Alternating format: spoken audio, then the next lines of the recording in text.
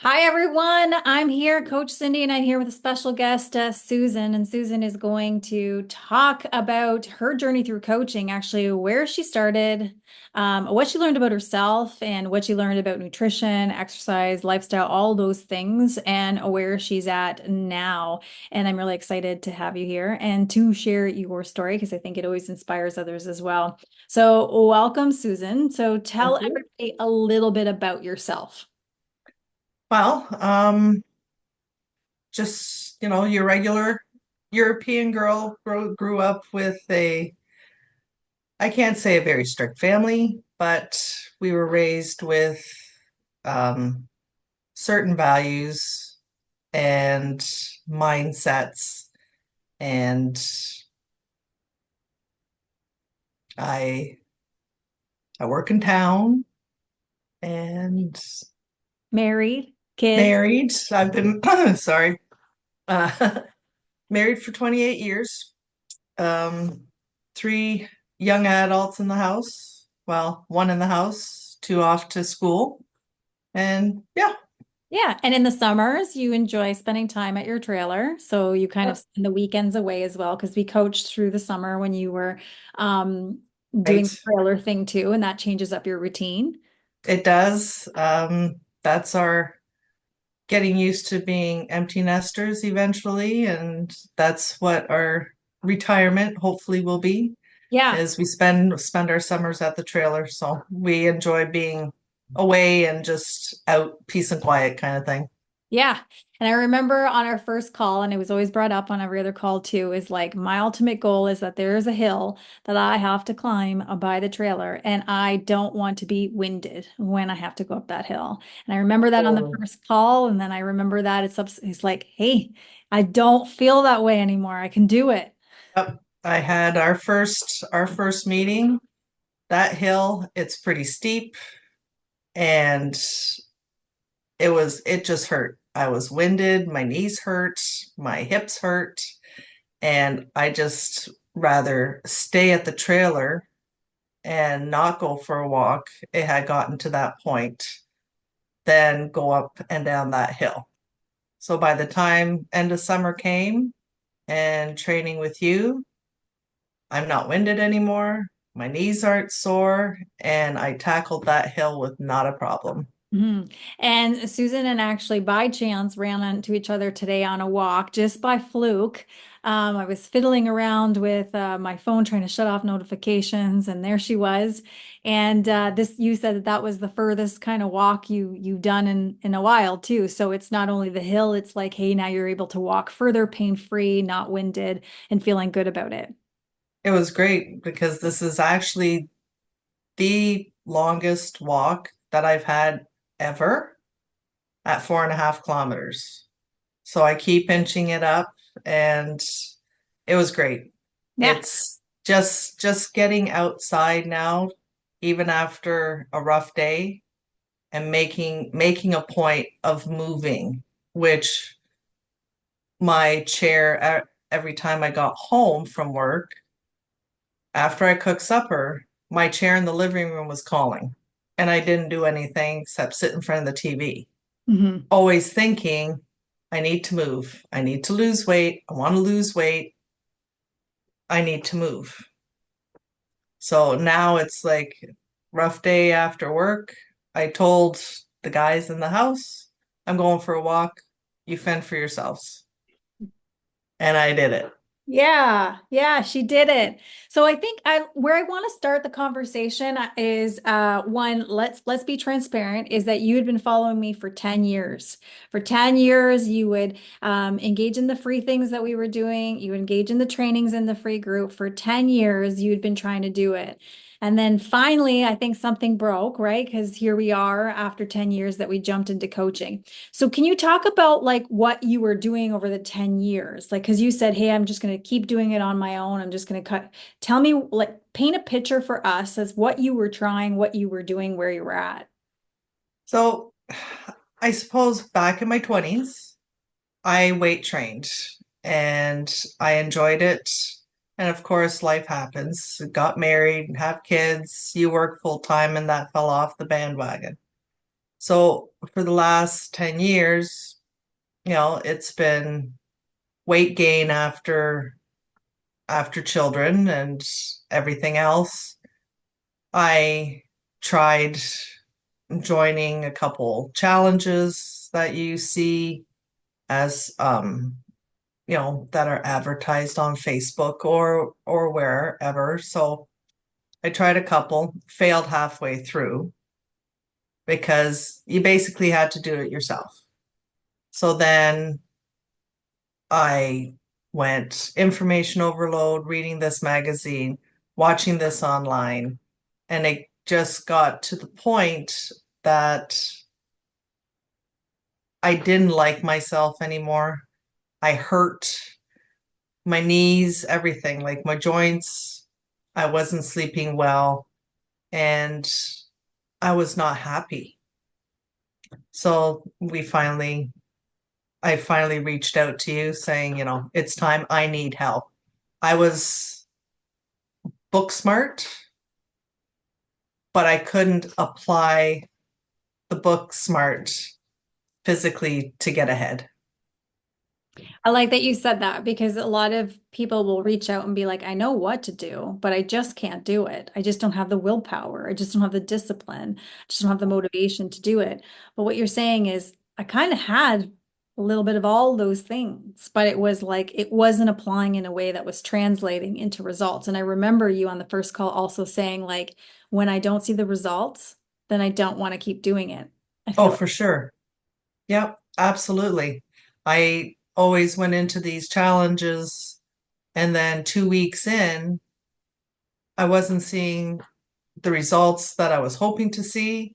And then self-sabotage started coming in. And it's like, no, I'm too tired to work out today, or no, something else came up, or the kids came up, or whatever, home life or work, you work overtime. And those were my excuses.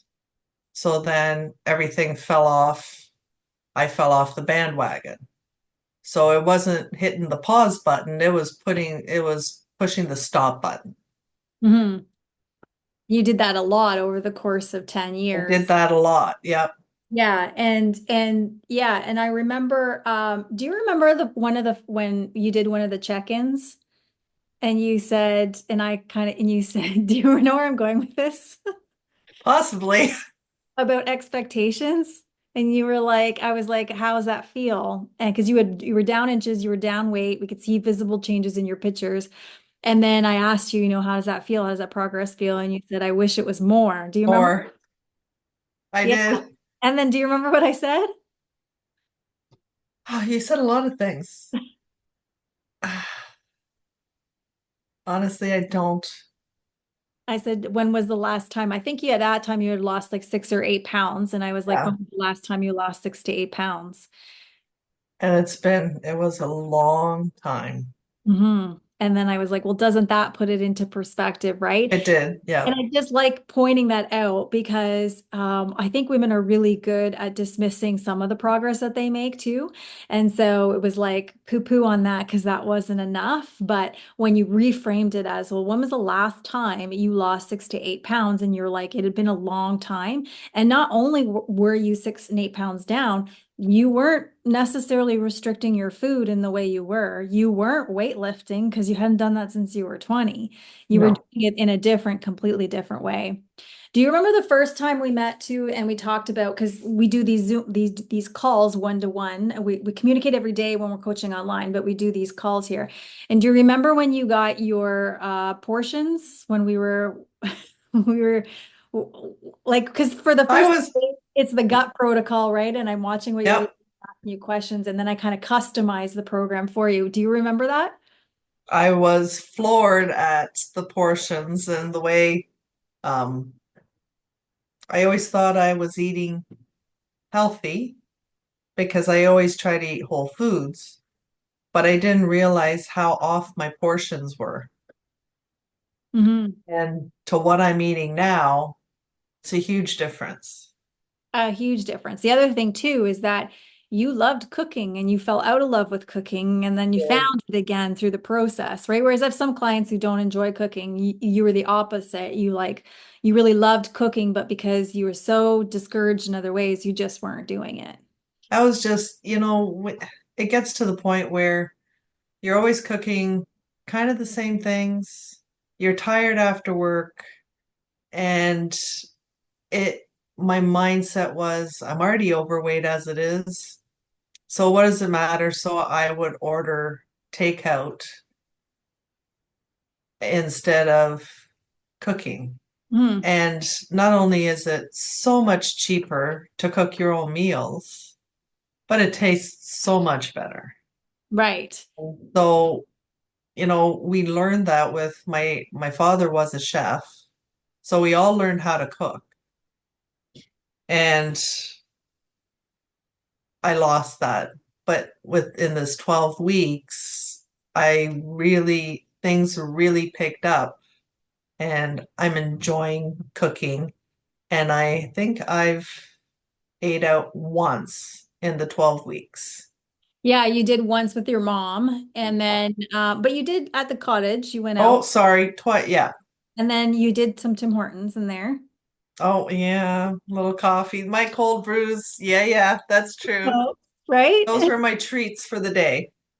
So, okay, so first where I want to start is that one of the things we worked on. So, first we worked on your portions. We worked on understanding like proteins, carbs, and fats and how to fuel your body differently, right? But one of the things we also worked on was emotional eating. Can Yes. you talk a little bit about that?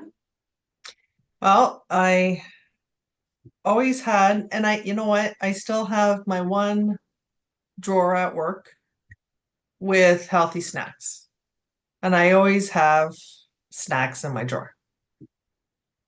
And it got it now I have a small bag of trail mix. And I bought that 2 weeks ago, roughly. But it would be if I'm bored or I'd be procrastinating and not wanting to do something, especially it happened more so at work and in the afternoons where my energy level between 2 and 3 would sink. So my thought, okay, well, I'll have a handful of this or that. It'll boost my energy up. It didn't. And I consumed a lot of unnecessary calories or portions of food. So now I still have a bag of nuts in my drawer and I hardly touch it because I'm not hungry in the afternoons just from my eating the portions that I am and the amount of protein that I think I've fixed where how much I eat when has really helped sustain me through the afternoon where even if I am bored or trying to procrastinate, I'm not hungry. Mhm. So don't need that craving. And I've switched that emotional eating to getting stuff done instead and getting it off my plate. Yeah. I love that because oftentimes when we go into something where we want to lose weight, we just think about cutting out foods, cutting out carbs, cutting out sugar, reducing the amount of foods. And we did the opposite. You actually had to practice how to eat sugar so that you didn't get pulled by it, compelled by it or overeat it.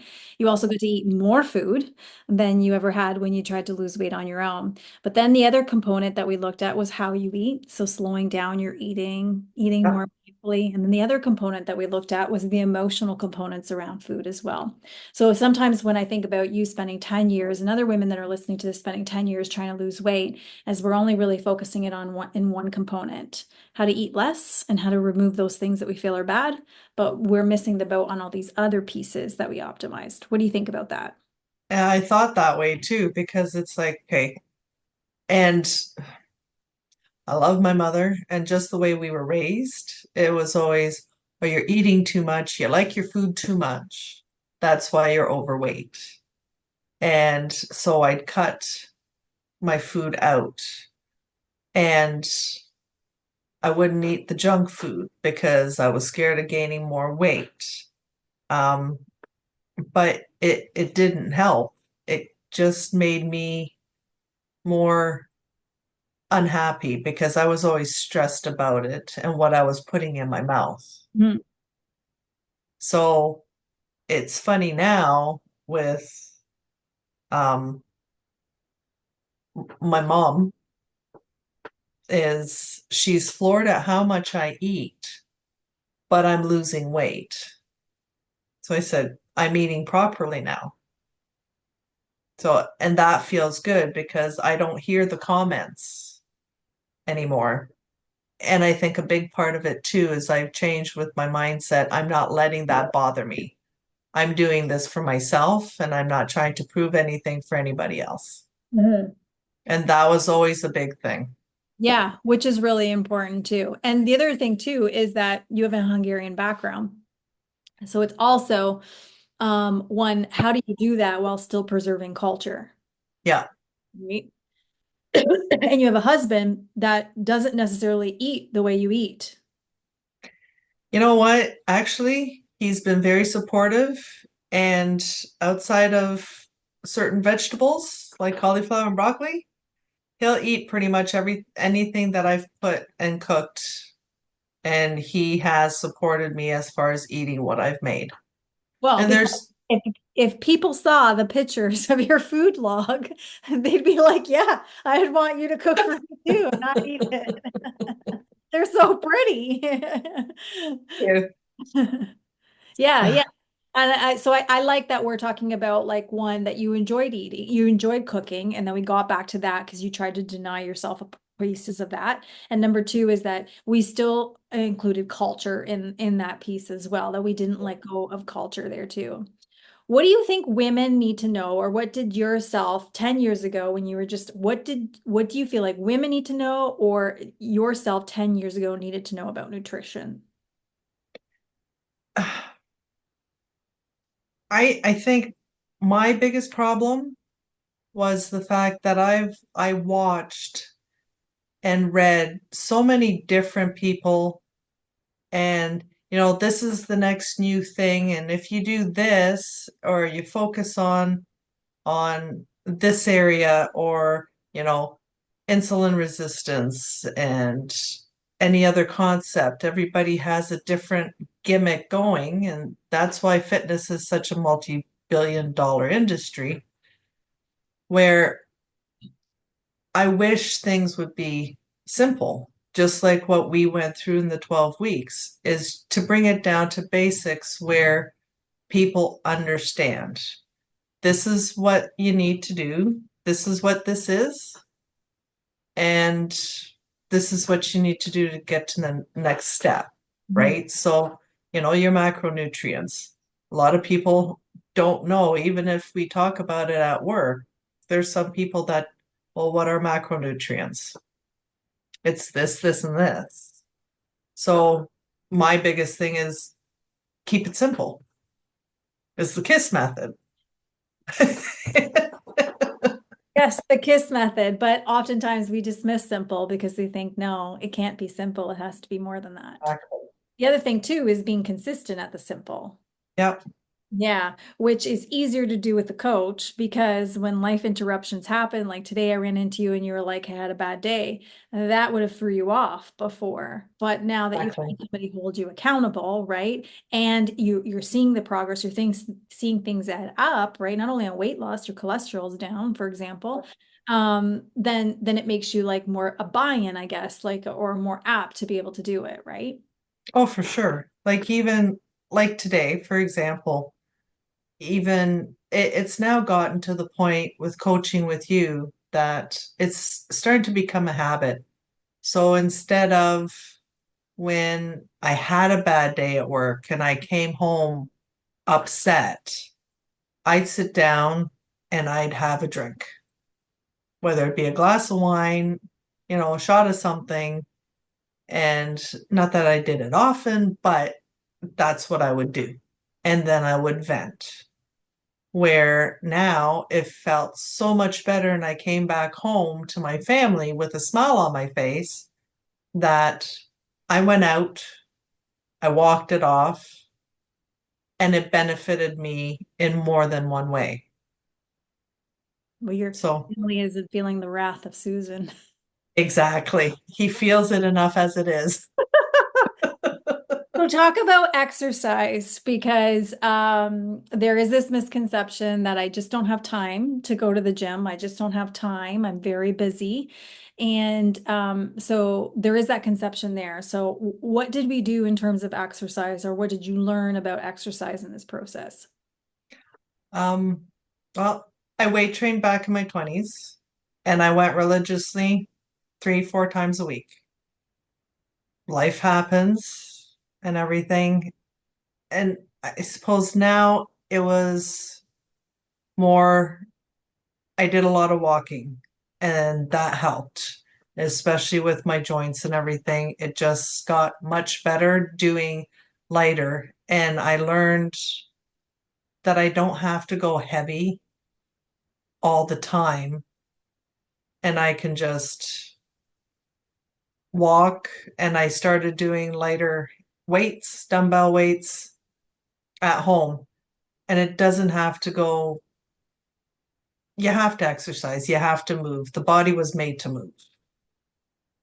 The body was made to move, but we started off with walking, and we started you off with a little bit more than what you were doing, and then we progressed, and then we progressed, and then we kind of added, right? Like you heard her say, that today she did her first 4K. So it's not like you've been spending hours and hours on the gym, whereas before, when you used to lose weight, you used to cut out all the foods and try and spend more time, right? And then that would Exactly. that's not, we progressively added a little bit more or did a little bit different and build you up that way. Yeah. And it just it felt so much better doing it this way because I was able to learn new habits and reset my mind to it being okay doing it this way and doing it slow and steady instead of fast and hard. And it's, I was able to become happy and not a failure Yeah. because I didn't fail like I always thought of myself in the past 10 years because I always stopped. Yeah.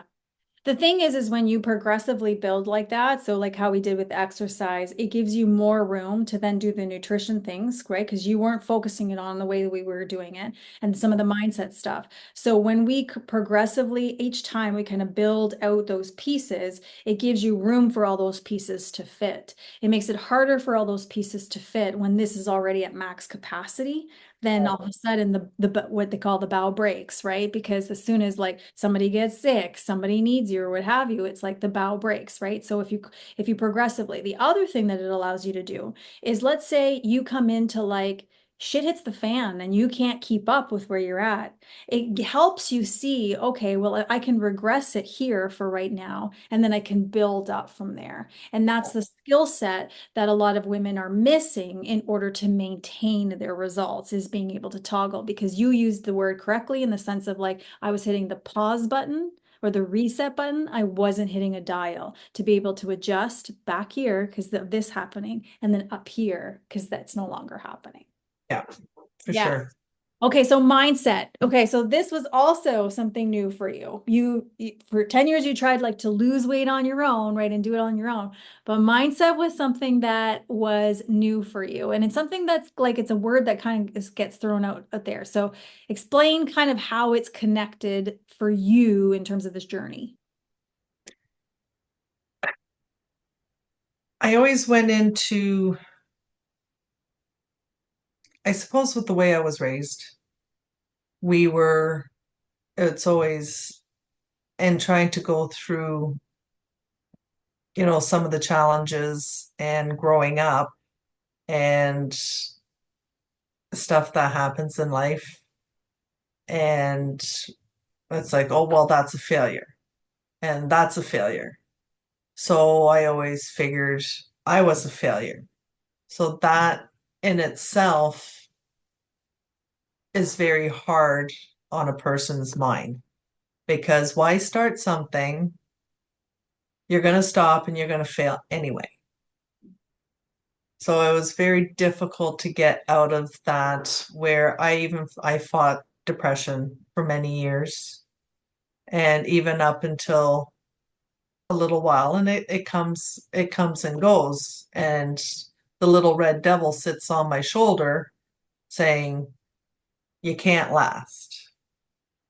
So I pinged that little devil off my shoulder and with these 12 weeks it's helped me be able to give myself permission to do this for myself and I can put my family in the back seat of the car and take care of myself first. Because if you don't take care of yourself, you can't take care of anybody else. Mhm.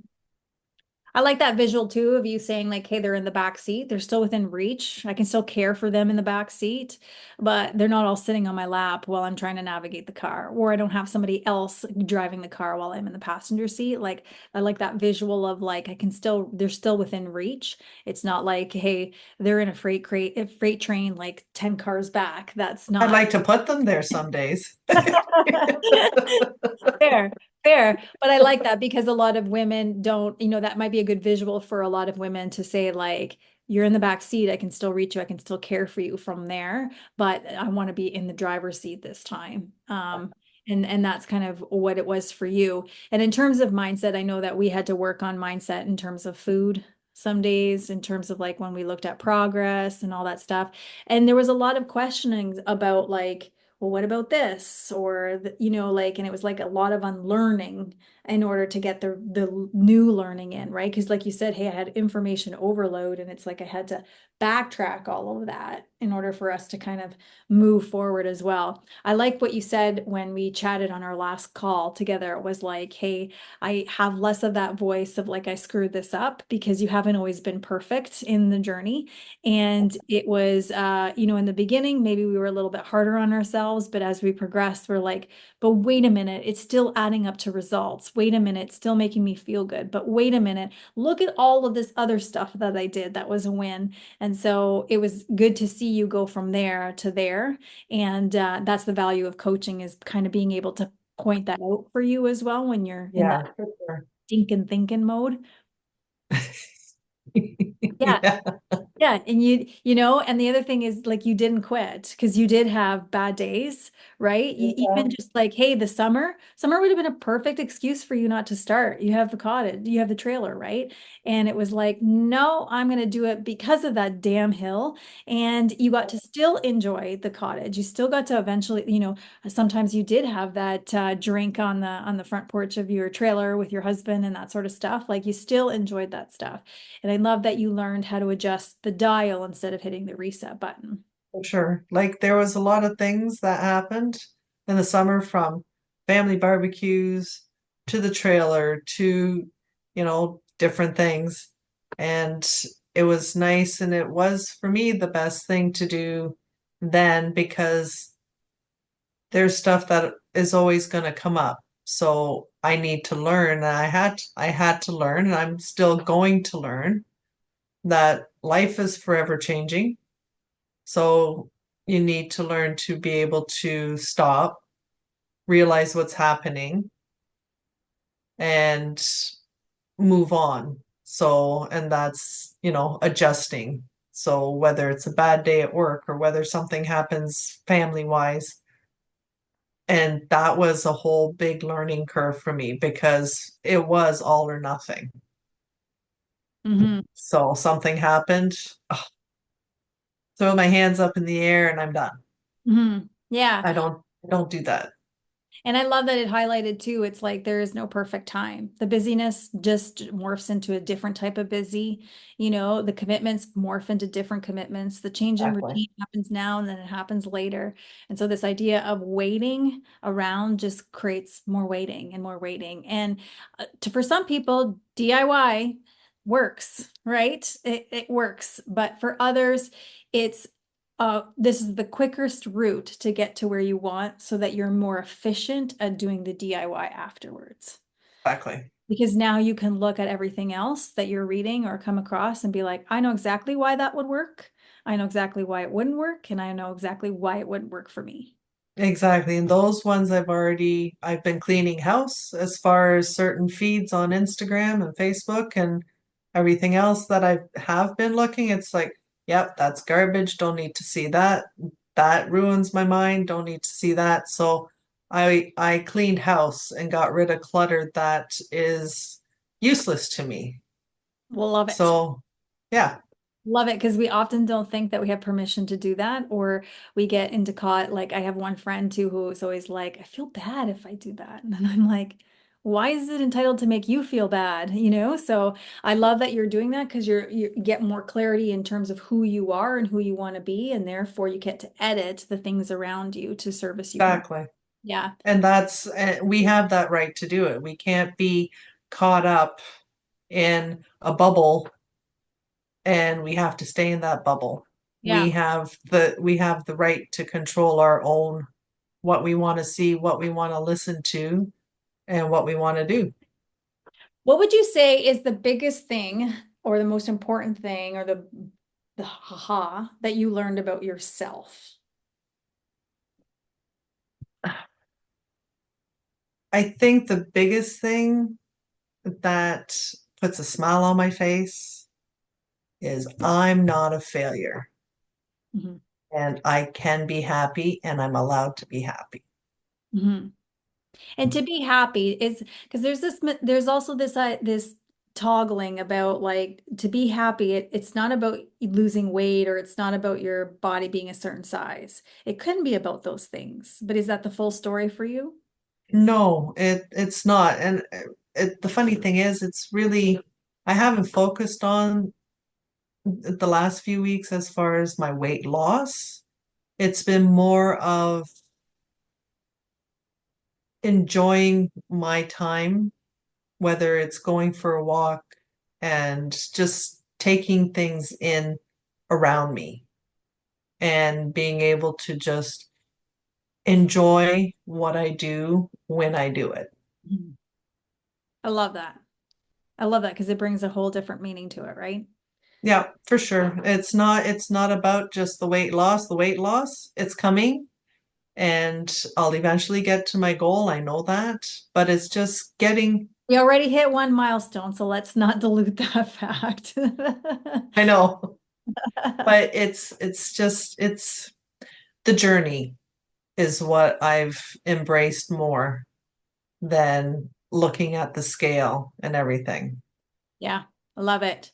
What would you say, just before we go, what would you say is the one thing, like a woman is sitting on the fence, she's like, I'm doing it on my own, and she's frustrated like you were.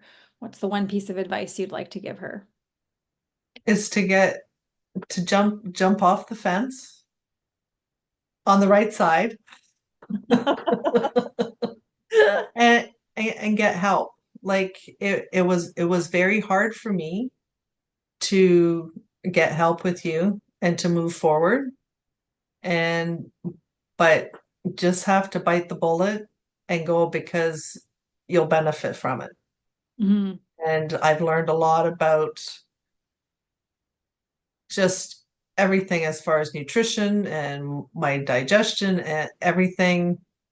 And I've learned stuff about myself Mhm. that I never thought of. And what about for the women who's saying that and she's agreeing with you, her head's nodding, and she's like, yeah, but I can't invest in myself.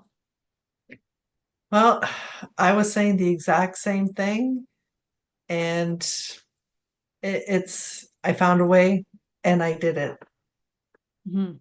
because I had to. I had to. So, and I gave myself permission to be able to figure it out and do it. Yeah, I love it. Thanks so much for joining us today and sharing the story.